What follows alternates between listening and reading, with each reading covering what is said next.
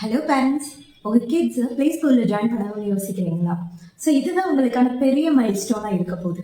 அதை நீங்கள் எவ்வளோ ஈஸியாக ஃபேஸ் பண்ணலான்றதுக்கான சில டிப்ஸ் நான் இப்போ கொடுக்க போகிறேன். First, talk positively about school. நீங்கள் சின்ன வயசில் ஃபேஸ் பண்ண ஸ்கூல் எக்ஸ்பீரியன்சஸ், உங்களுக்கு கிடைச்ச புது ஃப்ரெண்ட்ஸ், இந்த மாதிரி பாசிட்டிவான எக்ஸ்பீரியன்சஸ் பற்றி உங்கள் கிட்ஸ் கிட்ட ஷேர் பண்ணலாம். And number 2, build routine. அதாவது ஸ்கூல் டைமிங்க்கு ஏற்ற மாதிரி கிட்ஸை ப்ராக்டிஸ் பண்ண ஸ்டார்ட் பண்ணிடுங்க. 1 மந்த்துக்கு முன்னாடியே கிட்ஸுக்கு ஸ்லீப்பிங் ரொட்டீன் அண்ட் ஃபுட் சாப்பிட்றது, இது எல்லாமே ஸ்கூல் டைமிங்ஸ்க்கு ஏற்ற மாதிரி செட் பண்ணிடுங்க.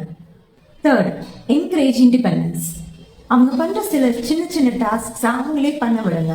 பேக் கேரி பண்ணுறதா இருக்கட்டும், அவங்க பிளேட்டை அவங்களே க்ளீன் பண்ணுறதா இருக்கட்டும், இந்த மாதிரி சின்ன சின்ன டாஸ்க்கை அவங்களே செய்ய விடுங்க. நம்பர் 4, கீப் குட் பைஸ் ஷார்ட்.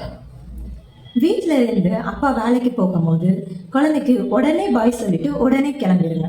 ஸோ அதனால அவங்களுக்கு உங்கள்கிட்ட இருந்து செப்பரேட் ஆகிற ஸ்ட்ரெஸ் கம்மியாகும். அதே இது ஸ்கூலில் நீங்கள் ஃபாலோ பண்ணும்போது அவங்களுக்கு ரொம்ப ஹெல்ப்ஃபுல்லாக இருக்கும்.